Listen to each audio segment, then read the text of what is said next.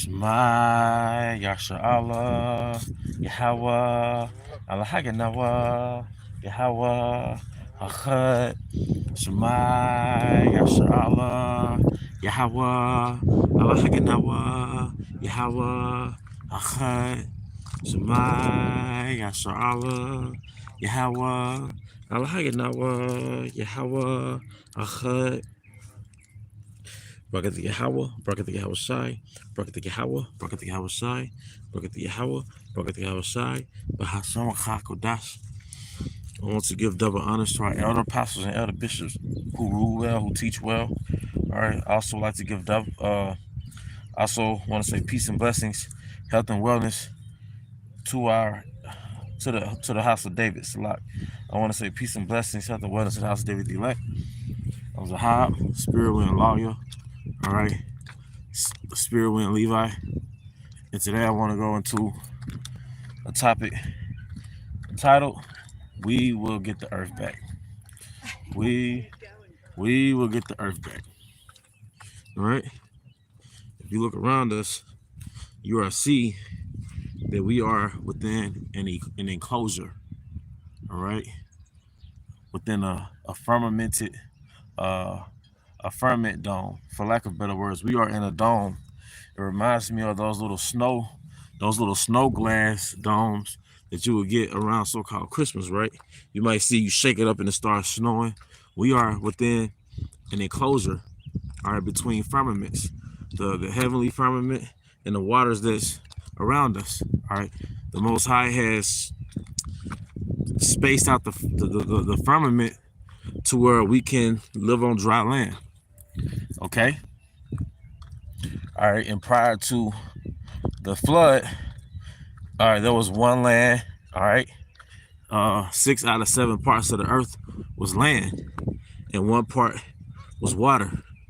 So 6 out of 7, I mean, that's a rough, what, 80 to 90%, 80% of the earth? I'm just giving a rough number, but the majority of the earth was land, and only 1 part was water. Hence the term all land. And he reserved that 1 part for Leviathan. He reserved that 1 part for Leviathan. Okay. But now, because of the flood, the earth has split into different land masses that we call continents, and the majority of the earth is water. All right. So it's not as welcoming as it used to be. And because of the transgression of Adam, because sin entered into the world, all right, starting with the transgression of Adam through the serpent's philosophies, all right, we have unfriendly climate. Right, we have extremities such as tornadoes and hurricanes and winter storms, blizzards, solar vortexes, right? Earthquakes, volcanoes. We have all these things that did not happen right before the flood. Right, the way we know, because it tells you that before the flood, it didn't even rain on the earth. So if it didn't rain upon the earth, how much less was there anything else? Like, how much more did we have less catastrophic events? The only thing that we had, only thing we had was pleasant climate. Because before the flood, earth was people friendly. And shalom, shalom. Okay? But because sin entered into the world through that wicked seed that was sown, all right, and that small serpent with that perverse spirit, all right, that shrewd man that challenged the ways of Yahweh Bahashem and Hawashai, that wicked seed that was sown through his philosophy, all right, that wicked seed sprouted into a green bay tree of wickedness throughout the earth called westernization, all right, called modernization. Okay, that little gardener snake sprouts it into a great dragon. All right, that's why within his earth he started out as a little cancer cell in the garden. Now we have a big tumor within this earth, this big cancer, this big tumor in the earth. All right, that's causing the earth to be destroyed to the point where the elites want to leave the very earth that they ruined. These are not the rightful rulers. That's why it says in Isaiah, the earth is given into the hands of the wicked.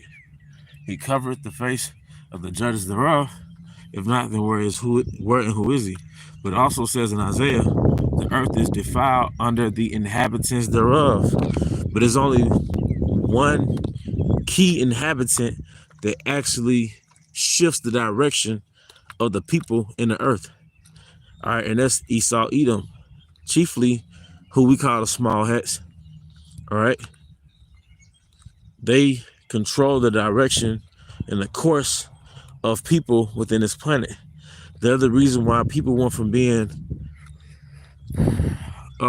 halfway normal before the 1800s, then around the 1900s, after World War II, you know, we had the industrial, well, in the 1800s, we had the Industrial Revolution, where that started to, that event that happened, that Industrial Revolution, that suffocated the earth, that pillaged the earth, right? That stripped the earth of her nutrients more than what she could give back, because we've always borrowed from Aratazar. We've always borrowed from the Mother Earth, but we always put back. We've had restorative measures, but during the Industrial Revolution, you've mass pillaged the earth. You've mass stripped the earth of her resources. You've mass produced houses. You drilled these oil sites, which that's the blood of the earth, and the earth is a living creature. That's why she pulsates. All right, so you could Google it. It's called the resonance frequency. All right, she pulsates at a little over 7 hertz. All right, 7 megahertz. All right, she pulsates at 7 hertz, which means she's breathing. If you are injured, the first thing someone would do is what? Check your pulse, because that pulse is a sign that your heart is still pumping blood. You feel it through someone's wrist. Well, the earth has a pulse at 7 hertz, means she's actually feeling this shit. She's feeling herself being pillaged by something called industrialization. Right? She's feeling herself not being restored through the lack of land sabbaths. Right? She's feeling herself being deprived of her children being in her central place. Right? She's feeling herself being polluted through these toxic chemicals. And Esau wants you to think that cows farting or cows passing gas is worse than his nuclear facilities and his industrialized cities pumping poisons into the atmosphere for centuries now. All right? You know, but you know, these studies, they blame the cows and all that. You'll be surprised who financed this research. And it's probably the meat and dairy industry. Or sorry, it's probably the elites who wants you to eat that impossible meat. You know? Because yeah, majority of our diet, a lot of our diet is plant-based, but that doesn't mean you start eating that impossible processed stuff, you know? But the point is, this earth is not being maintenance. And part of Captain Planet, Yahweh Shai, all right, saving his people, all right? Part of him saving his people, he's going to be saving us too. I'm sorry, he's going to be saving the earth too. Part of him saving his people, the Israelites, the 12 tribes of Israel, starting with, hey, the apostles at Great Millstone, all right? Starting with the hopeful elect, all right? Part of him saving us is him saving the earth. And he's going to put the rightful rulers in the earth. You could tell we have the bad rulers because they're not good landlords. It tells you the earth is given to the hand of the wicked. So that means they are literal landlords. They're the lords of this land, the land of the earth. You can tell you have bad landlords when a property starts to decay. It starts to become abandoned. Or he doesn't keep the grass up. He allows all type of degenerates to inhabit the property, and he doesn't reinvest the money into the property. All right. That's the bad landlord, man. All right. Tells you in Psalm, the wicked walketh on every side when the valorous men are exalted. Who are the valorous men that's put into power? The elites. All right, this is our planet. We're in prison in Earth, being stripped away from our own planet. This is our providence. This is our storehouse, our treasure house. You know, James Cameron made a movie called Avatar, and in the movie Avatar, everybody wanted to inhabit this planet called Pandora. Now you look up the word Pandora, is from a Greek word, and it means treasure. It's from a Greek word that means treasure. All right, like a treasure chest or a treasure box. Now, what is that treasure chest, that treasure box? The planet Earth. All right, it's paradise. All right, and the Most High put us in these bodies. He put us in these bodies. All right, these earthly bodies, so we can inhabit Pandora. We can inhabit this treasure house, this paradise, with thousands of different species of beautiful birds with radiant, brilliant colors, all right, majestic orientations in their flight, all right, all type of patterns in their flight. He put us on this planet where we can enjoy the pariyam, enjoy the fruit, all right, all different diverse colors and tastes and flavors. That original meat was fruit, all right. He put us on a planet where we can enjoy a warm tropical climate.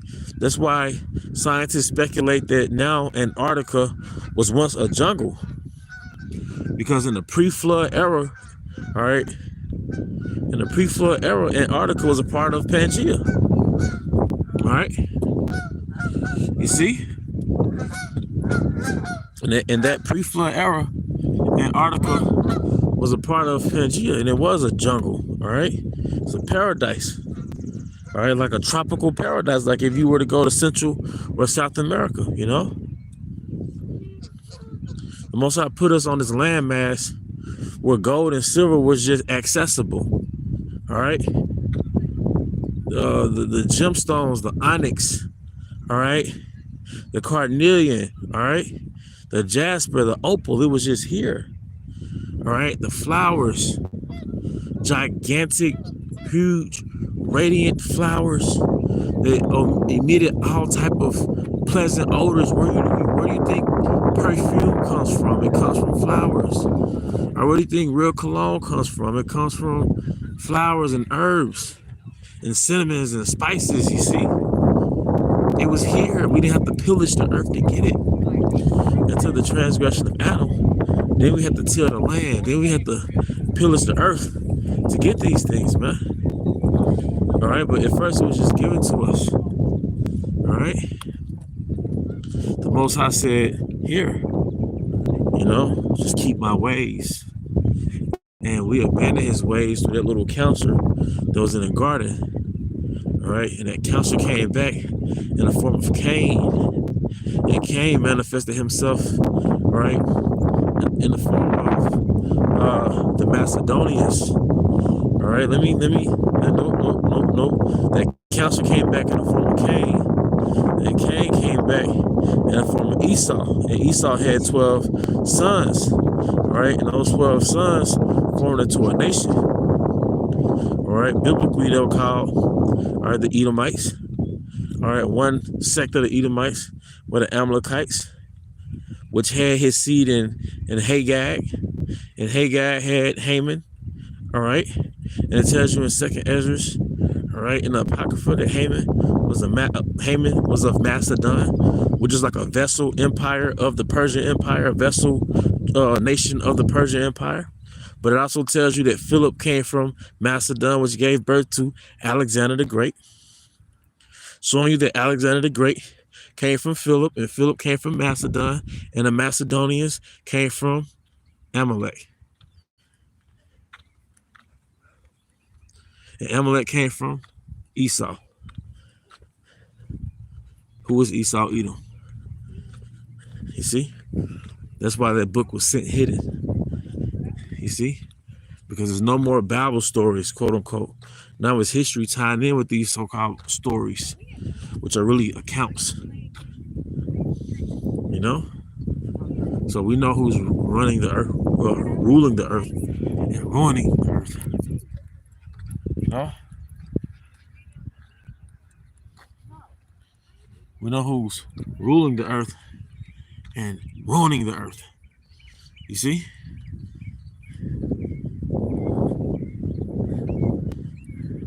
Check out the shirt that the brother made. I don't know if it'll get it backwards. It might show it backwards on camera. The brother Yasamath. All right. Prisoners of Yahushua. GMS, Prisoners of Yahushua, GMS, Kingdom Minded. Check out the shirt, brothers. Noble, stoic, wise rulers. Tells you that the Most High is going to put one that is profitable over the earth. And that one that is profitable is Yahushua. And he's going to allot, delegate different sections of existence to the elect. I'm willing with the elect. We fight for it. Remember what we're fighting for, man.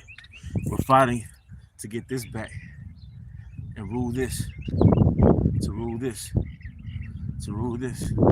To not be freaking truck drivers and plant workers and shit. All right, to rule the planet Earth. All right, to instill, to implement, forcibly implement the laws of Yahweh Bahashim Shai, to organize the people, to civilize the people.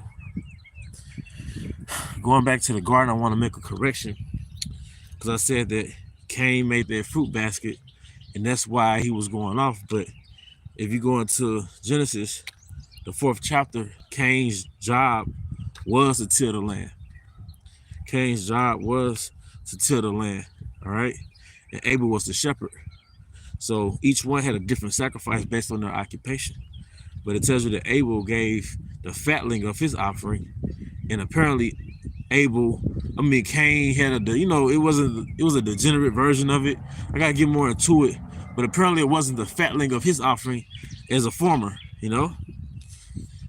So it wasn't the fact that he gave fruit; it was the spirit behind what he gave. But I'm willing to get more into it, you know. But a brother made that correction on the comment board, so I did want to address that. I said that yesterday within the live stream. You know, I mean, it wasn't the fruit that he gave that was going off because his occupation was to till the land. You know,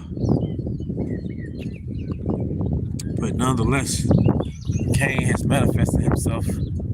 All right, it's that dragon that was really rooted in the serpent, man. You know, now don't we look better as rulers, man? Like I'm not bragging about myself, but I'm a son of Jacob. You know, I look like a rightful ruler. You know, I don't know how you brothers look, but we all, we're all tribal. We all kinsmen. Don't we look like we fit with the planet Earth, man? Like we fit with, look at the green. Like I'm brown and brown goes to green. Like, come on, man. You saw look right going with the Earth. So I guess I'm not just talking about myself, just brothers, man. Whether you light brown, whatever, man. The Northern Kingdom, Southern Kingdom, we're the rulers of the earth, man. You know? This makes sense, man. It doesn't make sense, man. How can somebody that literally can't inhabit the earth without sunscreen, right? Without turning red or orange, how can they be put in charge of something that's not even meant for them to inhabit? Because the earth is not Esau friendly. All right. 1 second. All right. The earth is not Esau friendly. That's why this man doesn't have melanin. Melanin is a element, not an element, but it's a substance, for lack of better words, that allows you to inhabit the earth under the sun. All right? It allows you to inhabit the earth under the sun, man. Okay? It allows you to inhabit the earth under the sun. All right? And that's why we have melanin in our eyes, because that's our natural sunglasses. All right. See, Esau Edom, generally, he doesn't have black, so-called black or brown eyes. all right, which means he doesn't have tint in his iris. He doesn't have shade in his iris, which makes it harder for him to inhabit the earth while the sun is brightly outside. So he doesn't have melanin that allows him to absorb the heat of the sun, the radiation of the sun. And he doesn't have melanin in his iris that allows him to see in daylight, like seeing the sun. It's harder for him to see. So really, sunglasses was for Esau Edom. Our sunglasses is within our iris. You see, our sunglasses is within our iris. Okay. And the reason why he has blue and green eyes, not because it's fucking beautiful, all right, because he doesn't have any melanin in his iris, which means you can see his blue veins behind his transparent iris, all right? And there's no shade to an Israelite foreigner or brother, all right? We all got Esau in our genes, whether it shows up dominant or not. We all got that shit. I think we all got like 1/4 of him in our blood or something like that, you know? We all got him in our genes, man. All right. But we have to bring those things up because part of that grievous wound is that our people still think that how he looks is the shit. And it's a curse. The curse is not the shit, man. We're that race, man. We're that nation, man. You don't have to look like me or have this full big beard and this loud, deep voice. And just like, no, you could be an Israelite that looks like Leonardo DiCaprio. You know, Robert De Niro, all right? And they're still Israelites, and her brother could be the elect and look just like him. We're not doing that whole black thing, that so-called black thing, right? We're just making a point. If you have somebody of our nation that has albinism, they have the same physical traits genetically as Esau. They got the blonde hair, which is no such thing as blonde, as yellow. All right, he has the blue or green eyes, and he has the lack of melanin. But with our people, if we have it, they call it a condition called albinism. But when he has it, it's the standard of beauty. You see the hypocrisy? But the earth is not Esau friendly. When the Most High cursed Cain with leprosy, it's almost as though he gave him albinism. He gave him leprosy. All right, when he stripped Cain of melanin, he gave him leprosy, man. Because albinism is basically clean leprosy. Okay, so he gave him that. All right. And if you look at Cain's character, his behavior is very carnal. You know, it's very carnal. It's not one that fears Yahweh. Even going back to the sacrifice, he gave a degenerate sacrifice, man. He didn't give the best of his he didn't give his first fruits, so to speak. All right, showing you that he really never feared Yahweh. You know, they make it, you know, Esau makes it seem like we tricked them, you know, when it came to Jacob and Esau. Like, no, you never feared Yahweh. That's why he was like, man, yeah, to hell with my birthright. Just give me something to eat right now. That's indicative of your nature, man. You just don't fear Yahweh. You just, you know, it's like, what is this going to benefit me? So you can tell he had the mindset, like, what is this going to benefit me? If I keep sacrificing, if I keep, you know, how's this going to benefit me? You know, he had that mindset. What is this going to benefit me of keeping the law? That's how we know who Esau Edom is today, because he has a Satanist mentality, which is rooted in rebellion. How is this going to benefit me by being obedient? You know, showing you his nature, man. You know, showing you his nature. How is this going to benefit me by following all these laws? That's why the serpent was like, thou shalt not surely die. You know? Now what happens is you don't die on sight. You don't die initially, but you start to decay. Like going back to the alphabet community. You know, I was watching the Dallas videos. Yeah, you don't die on sight for being a sodomite, but you get that little infection, and it can slowly, or it's going to slowly kill you. It's deleterious. All right. It's that decay. Now look how the earth has decayed within the past 6,000 years. Look how the earth has decayed since the time of the serpent and the time of Adam and Eve and the first group of people on earth, all right, till now. That's a great decay. And that's what we go to in the book of Sirach, all right, going back to that great decay. All right, and it tells you how the earth in her prime produced a superior stock of people, man, versus now. How in the world we're shorter than women? Like, a lot of us are shorter than women, all right? The low testosterone. Don't get me wrong, Esau, Edom being in power, that accelerates that death. It accelerates it, but still, there's still a natural decay, man. You see, there's still this natural downward progression, man. All right, but the earth was in her prime in the beginning, man. That's why everything that she produced was superior. Okay. Once again, the earth is given into the hands of the wicked, but soon it's going to be given into the hands of the righteous. And we're at the end of the earth being into the hands of the wicked. We are in the time of Ta, which is the last Hebrew alphabet, which means to cross out to end. We're in the time of the end. All right. And the end is going to mark the time of the beginning of the time of righteousness, where Adam has it right now. Adam didn't have it right. He didn't get it right the first time. He came through different incarnations, all right, to get it right.